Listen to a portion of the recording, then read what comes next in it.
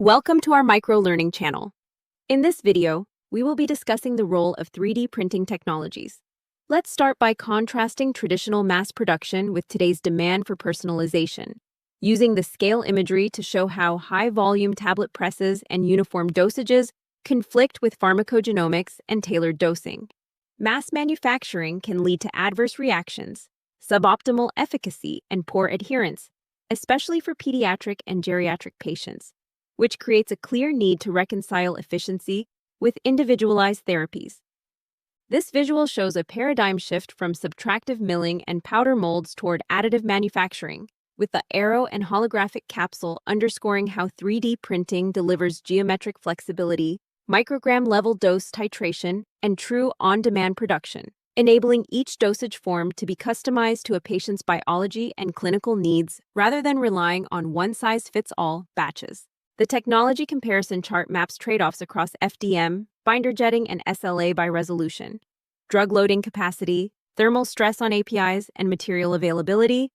The graphic highlights that binder jetting can enable ultra-rapid dispersion for epilepsy drugs, while other modalities may excel at complex, modified release profiles.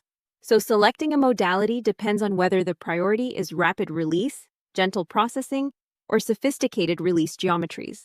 The polypill graphic with concentric layers demonstrates how 3D printing can spatially separate multiple APIs to achieve immediate release outer shells, sustained release cores, and delayed release geometric layers, enabling combination therapies without interaction and simplifying dosing regimens, which in turn improves adherence and safety for patients with complex medication needs, particularly older adults.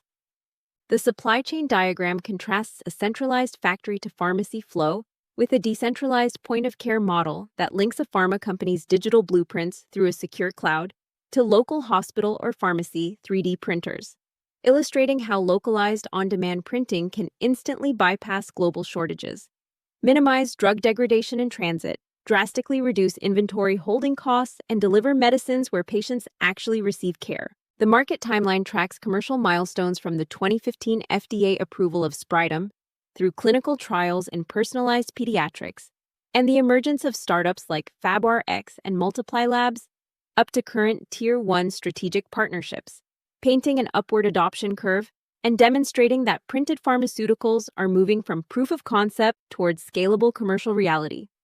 The radar graphic and callout boxes frame the regulatory, quality assurance, and economic hurdles ahead, recommending actions such as establishing strong digital IP protection, engaging early with regulators, integrating advanced PAT sensors for real-time monitoring, implementing layer-by-layer QC validation, and conducting thorough equipment cost-benefit analyses while partnering with validated material suppliers to enable compliant point-of-care deployment.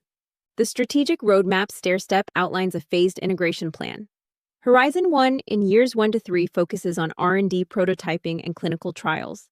Horizon 2 over 3 to 5 years targets niche commercialization for orphan drugs, pediatrics, and potent APIs. And Horizon 3, beyond 5 years, aims to scale a point-of-care ecosystem, with an advisory emphasis on urgent M&A activity and a robust IP strategy to accelerate adoption.